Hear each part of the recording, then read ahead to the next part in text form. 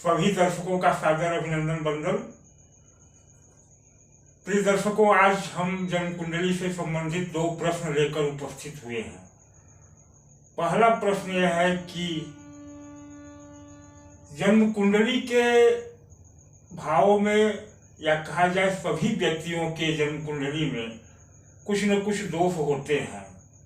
किसी के लग्न में कोई बुरा ग्रह बैठ गया, किसी के लग्न को कोई पूरा ग्रह देख रहा है, किसी के धर्म भाव में कोई बुरा ग्रह बैठ गया, किसी के पंचम भाव में, किसी के चतुर्थ भाव में, या किसी के सप्तम भाव में मंगल हो गया, अष्टम में मंगल हो गया, नवम भाव में कुछ दोष हो गए। मतलब दोष सभी की कुंडलियों में होता ही है, कम या ज्यादा, कम हो सकता है या ज्यादा हो सकता है, और सभी कहीं न कहीं उस दोष के कारण पीड़ित भी होते हैं।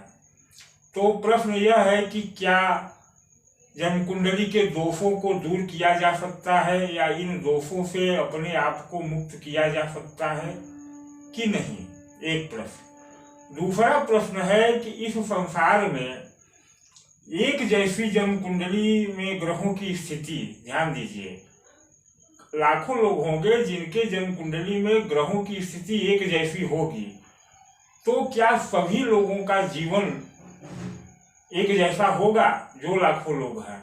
उदाहरण के लिए अंबानी, बिरला, टाटा जैसी भी कुंडलियों के लोग हजारों होंगे, लाखों होंगे, क्योंकि जिस समय उनका जन्म हुआ होगा उस समय लाखों लोग जन्म लिए होंगे। तो क्या वे लाखों लोग सभी टाटा, बिरला, अंबानी ही हैं? यदि नहीं है तो क्यों नहीं है? हम इसी प्रश्न पर विचार करेंगे। पहला प्रश्न कि क्या कुंडली के दोषों को दूर किया जा सकता है या उससे मुक्त हुआ जा सकता है, और दूसरा प्रश्न कि समान स्थिति में जन्म कुंडली होने के बावजूद लोगों के जीवन में जमीन आसमान का अंतर क्यों है। हो सकता है अंबानी और बिरला जैसी जन्म कुंडली लेकर के कोई व्यक्ति सड़क पर रिक्शा चलाता हो या भीख भी मांगता हो, ऐसा क्यों? तो देखिए, ये ग्रह जो जहां बैठते हैं, जो राजयोग या जो दोष लगाते हैं, वह दोष किस पर लगता है? मतलब अंततः उसका परिणाम तो हम भोगते हैं, आप भोगते हैं। अच्छा हुआ तो भी आप, बुरा हुआ तो भी आप। अब प्रश्न यह है कि आप या हम हैं क्या? आप और हम हैं क्या? तो हमें थोड़ा सा इस पर विचार करना होगा कि आप और हम हैं क्या। तो आप और हम हैं एक शरीर, और शरीर के अंदर प्राण, यानी प्राण ऊर्जा।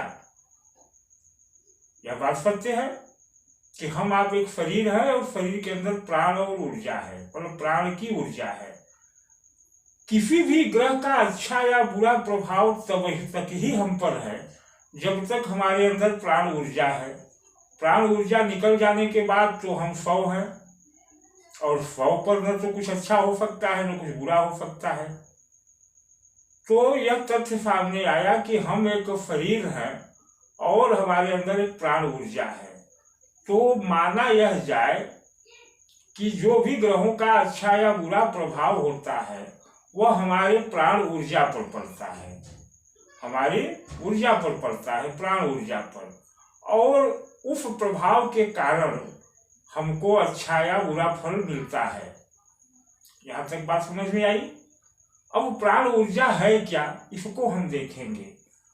तो हमारे शरीर की जो संरचना है, जो बाह्य तौर पे है, जो मेडिकल लाइन में अध्ययन होता है, उसके परे, मतलब देह के पार, हमने चैनल को विदेह नाम दिया है। मतलब देह के परे भी एक देह है, मतलब एक शरीर है, जिसे हम सूक्ष्म शरीर या अणु शरीर कहते हैं, जो हमारे परा विज्ञान में, जो उसे ऋषियों ने खोजा है। तो परा विज्ञान मानता है कि इस वास्तविक शरीर के अलावा इस वास्तविक शरीर को हमारा परा विज्ञान अन्नमय कोष कहता है। क्या कहता है? अन्नमय कोष। और जो हमारा सूक्ष्म शरीर है, जो अणुओं से बना है, उसे प्राणमय कोष कहा जाता है। क्या कहा जाता है? प्राणमय कोष। उस प्राणमय कोष के लिए हमारे ऋषियों ने खोज की है कि उसमें 72,000 नाड़ियां हैं। कितना? 72,000। यह नाड़ियां अगर हमारे शरीर को कोई ऑपरेट करे, ऑपरेशन करे तो नहीं दिखेंगी, क्योंकि वह सूक्ष्म शरीर का हिस्सा है। इन्हीं 72,000 नाड़ियों से हमारी प्राण ऊर्जा प्रवाहित होती है।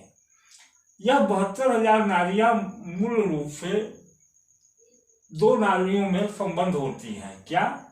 2 नाड़ियों में। ईड़ा, यह देखो ये नाड़ी है हमारी, मोयन नाड़ी जो है, ईड़ा, पिंगला और बीच में सुषुम्ना।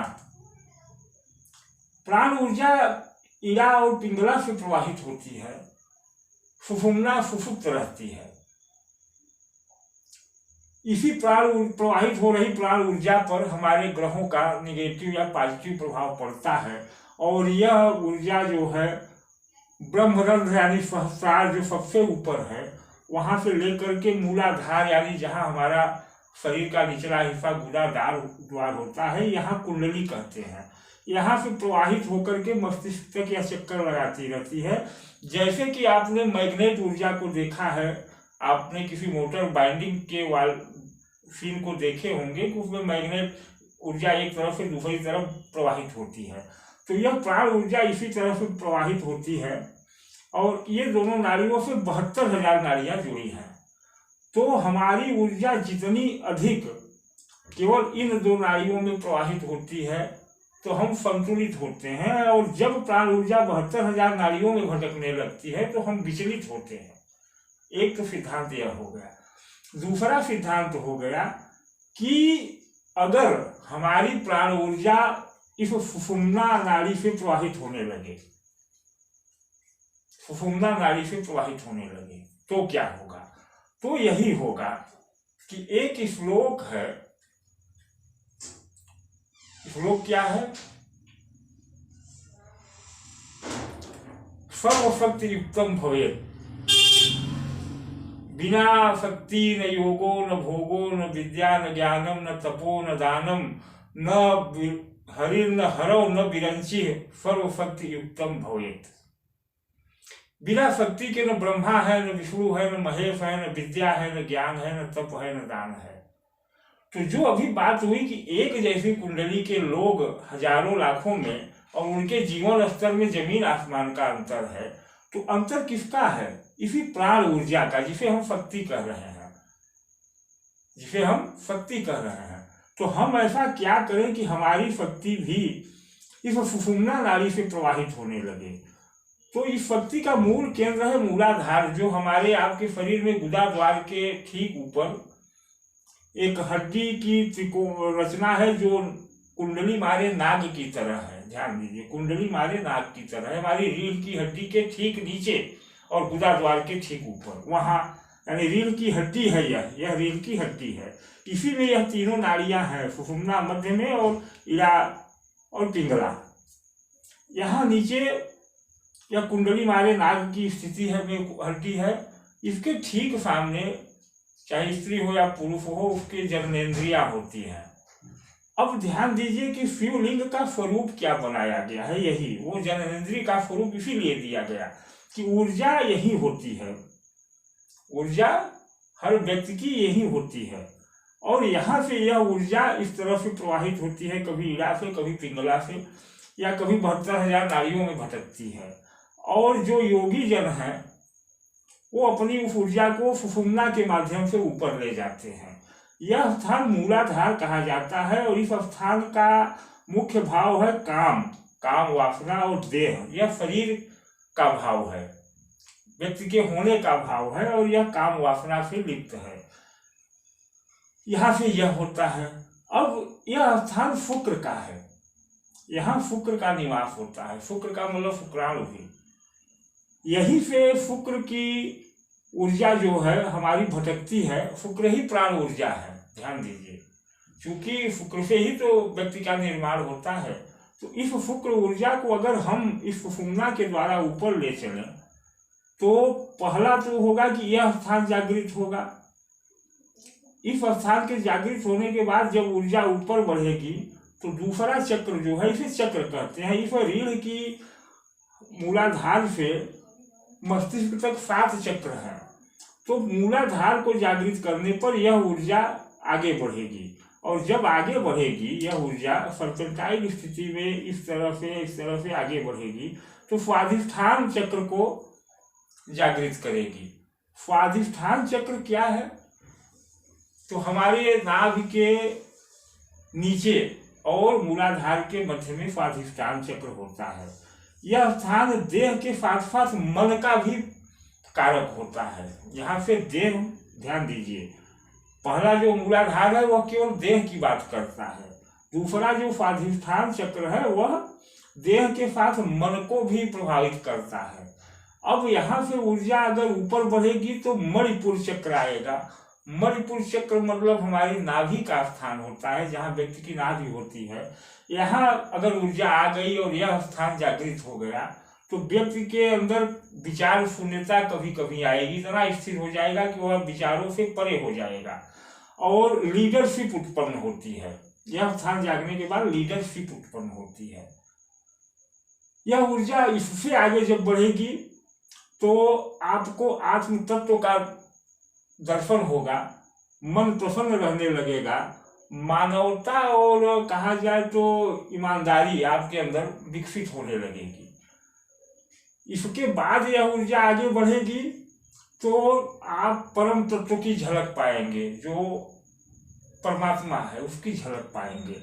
यहाँ आकर के आपको वैल्यू की समझ आएगी, जो हमारा पुराना प्राचीन ज्ञान विज्ञान है उसके रहस्य को तब आप समझना शुरू करेंगे जब यह ऊर्जा यहाँ आएगी। इसके यहाँ आने पर आपके अंदर एक तेज, एक शांति आएगी। यहाँ से ऊर्जा अगर आगे बढ़ाई जाए तो यह आएगा, आपका स्थान है कहाँ? आज्ञा चक्र पे, नहीं विशुद्धि चक्र पे। विशुद्धि चक्र से आपको वैल्यू समझ, तेज, शांति आएगी। विशुद्धि चक्र से जब ऊर्जा आगे बढ़ेगी तो आज्ञा चक्र, यह स्थान होता है हमारे मस्तिष्क के मध्य, दोनों भौहों के मध्य का स्थान। यहाँ से आज्ञा चक्र जागृत होगा, और जब आज्ञा चक्र जागृत होगा तो आप भय मुक्त होंगे, और भय मुक्त होने के बाद आप जो करेंगे तो आपके निर्णय में, आपके कार्यों में एक दैवीय शक्ति होगी। यहाँ से ऊर्जा आगे जाएगी तो सहस्रार, जो मस्तक, एकदम मस्तक के ऊपर होता है, वहां पहुंचेगी, और तब वहां आपको सफलता, शांति, परम तत्व, परम शक्ति की प्राप्ति होगी। अब देखें शिव को। शिव सबसे बड़े योगी है, शिव को योगीश्वर कहा गया है, योगी राज कहा गया है।